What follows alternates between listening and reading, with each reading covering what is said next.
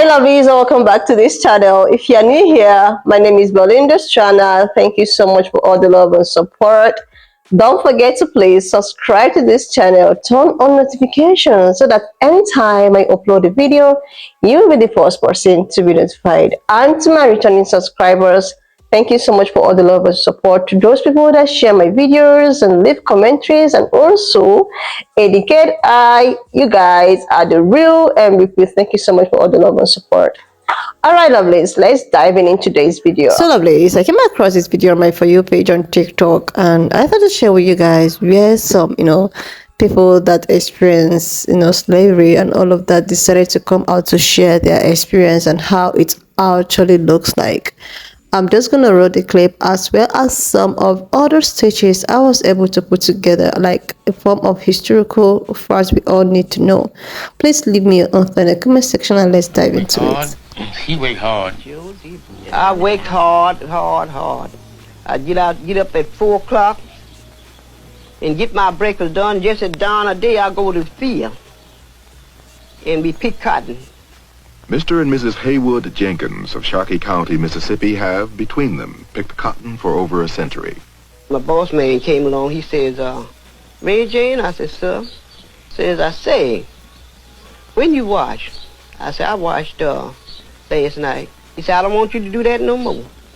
That's my agent, He says, every Friday morning or Friday evening, you wash. And let all the children stay there with you until you get through. When you get through, then y'all can go back to the field and wait. Now, the agents was mean, some of them. Some of them was mean.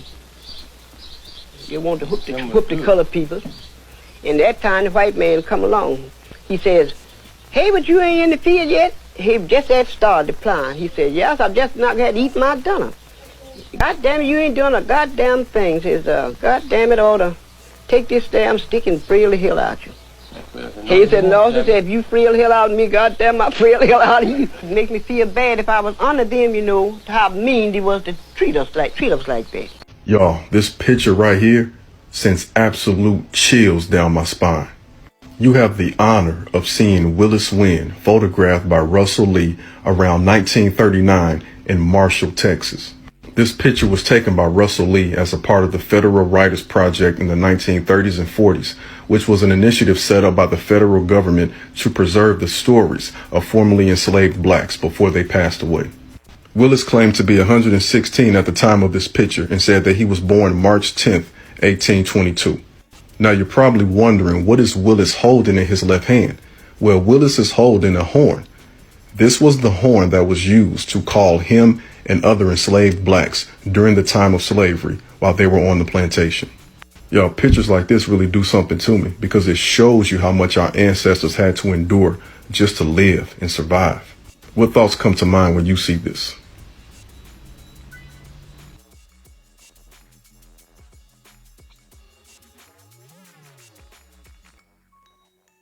What's a coincidence that you think about a lot? A Georgia family was able to use a 5-sentence song to trace their ancestry back to the exact village that their family came from in Sierra Leone. Let's get started and learn something new. We're going to go back to 1933, Savannah, Georgia, and there was a black linguist, Lorenzo Dow Turner, who met with an elderly Gullah Geechee woman named Amelia Dawley. While he was interviewing her, she started randomly singing a song. She didn't know the origin of it or the meaning of the words. She said it was just passed down through her ancestors.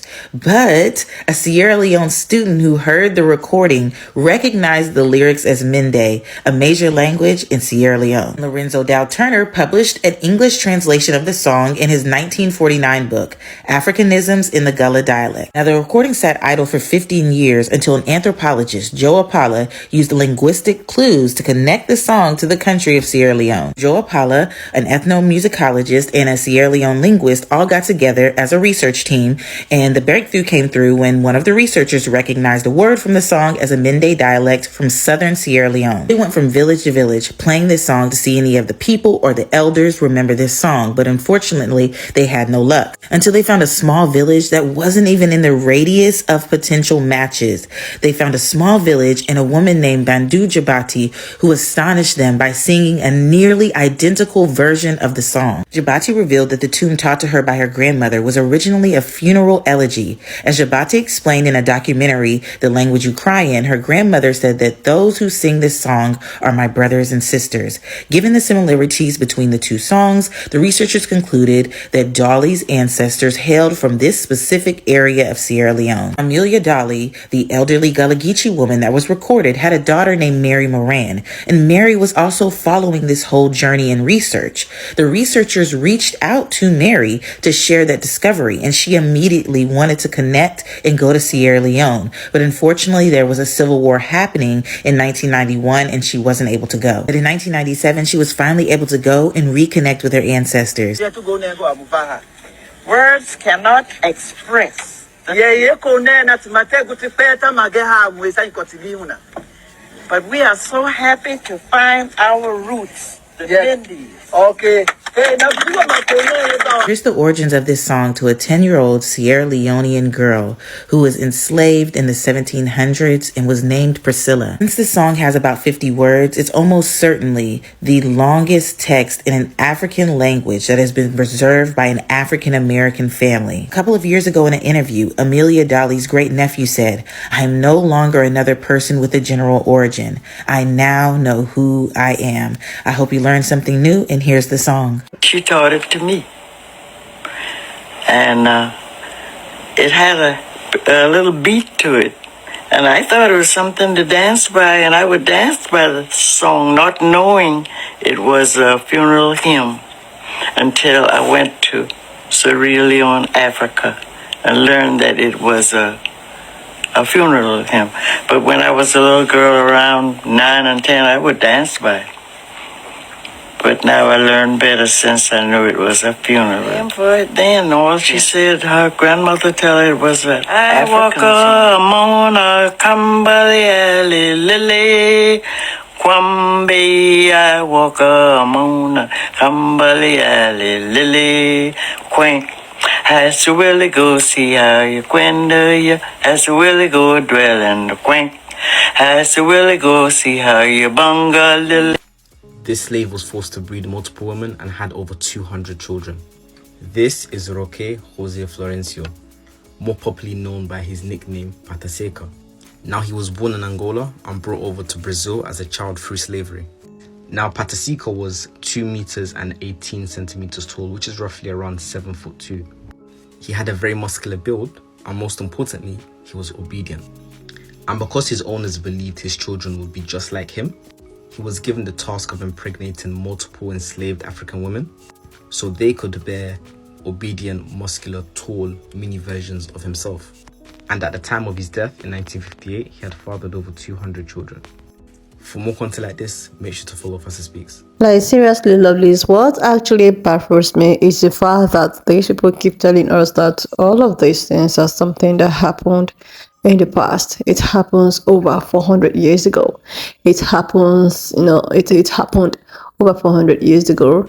Those people that must have experienced it has long gone, has long passed. And the way they make it look as if this stuff never existed in the world of our today. Like, it was as if it existed in another world that actually ended before this our own world, began. So the way at which, they tend to refer this, slavery thing, colonizations and all of that, as if it's something that never existed in this our own world. Like, the way, it's as if it's something that existed long before that world now collapsed, then this our own world now began. Like, seriously, just look at the faces of these, people that I staged their videos, like the faces of whom they were talking about. Like, look at the example, the first video I staged. These two people, when you look at their faces, what you will see is, like, they have seen a lot. Like, their faces remind you of what they have really passed through. Their faces remind you of, suffering. Like, when I saw that hairstyle, do you know, guys, I'm actually wearing this hairstyle right now. I was like, oh my goodness. When I see that hairstyle, when I see the way she was like, yeah, we picked curtains and all of that, it actually gave me a signal. It actually remind me of a pan-colored person using this kind of people as a mockery, because Beyonce released her country music. I would not forget that. Like, Beyonce released a music instead of country music, and this pan-colored person decided to to mock black people, trying to tell them that you guys never owned any country. You guys never, how are you capable of releasing a music why you never ever owned any country? You were just in the field picking curtains. And this just flashed back when I saw these two. That thing that this Pankola person talks about, it just flashed back. And I just keep on wondering, is it that these people, like, they never see anything wrong in this? Like, for them to still have the nerves to still mock with people's, like, you mock people's pain and suffering and all of that. And this other guy with the horn, oh my god. Like, our ancestors, they really went through a lot. And that is why we of today, we're not going to give room for that. And this is why these people, anytime we want to defend ourselves, anytime we want to, like, okay, we don't want to pass through anything or it's whatsoever that our ancestors passed through, they tend to see us like maybe we are rude, we are, arrogant and all of that. This is not all about being rude or being loud or whatsoever you call. This is about you always try to defend yourself, because nobody will actually want to go back to this era, and nobody want to give anyone chance to, treat them the way that their ancestors were actually treated. So when you see some black people trying to, like, no, do not, like, straight, like, don't blame them, because a lot of Pankoli people complain that, oh my god, you people are angry and blah blah blah. If you were to be in their shoe, just take a look. Take a look at this. Why wouldn't they be angry? The anger is justifiable. Do you know what these people pass through? So it's something like when you see a white person trying to, like, it gives you a reminder, no, these people are not supposed to do this again. This is just what I see. They are not supposed to, like, no. That is why it's as if we are too sensitive. Like, I'm very cautious of maybe what someone tells me and all of that, because there is a lot that we were not even to take in, because it was too much. Then what about the other young guy that had to, like, impregnate so many women because they felt that his DNA was strong? And after all these historical facts, revolutions and all of that, these people will still have the nerve to say that you guys never built nothing and you don't deserve any form of reparation. Like, they single-handedly built whatsoever you guys are enjoying. But to pay reparations is something that is so difficult. And it's not as if reparations have not been paid to other people, other races, but when it is black people, it's just a story of another day. It's just make up stories and stories upon stories. This is it. This is the reason why reparations need to be paid. These people worked themselves. They've been working. They've done everything. Like, seriously.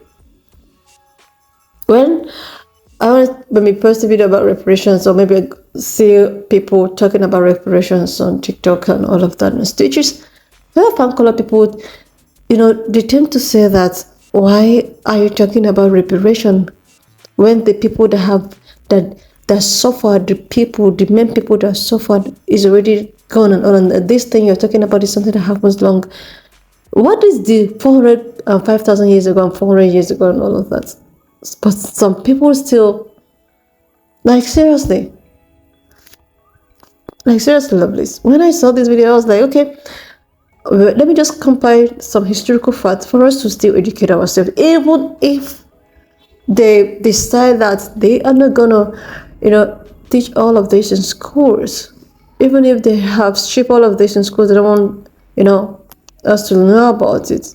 So it's high time we just keep on, trying to know what really happened, so that when we want to defend something, we will know what we're talking about. And with all of these things, just there are so many of the historical things which I cannot even put all here because, oh my God, it's too much. There are a lot me personally, I don't even know. But I'm just finding them out.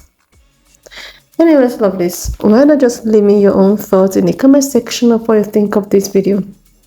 And do not forget that we do not support any form of bullying, harassment, or so. We're just here for, educational purposes, historical facts, and entertainment, and all of that. For those people that contribute, each and every one of you, thank you so much for all the love and support. For you guys that actually support me, thank you so much. For people that share my videos and leave commentaries, for those people that take our time to also educate and impact us, thank you all for all your love and support. And I will see you, lovelies, when I upload the next Watch one. up to this extent. Thank you so much for all the love and support. Don't forget to please leave me your own thoughts in the comment section of what you think of this video. Don't forget that we do not support any form of bullying, harassment, or whatsoever. We're just here for educational, informative purposes, guys. So please share this video, subscribe to this channel if you're yet to do that, and I will see you, lovelies, when I upload the next one.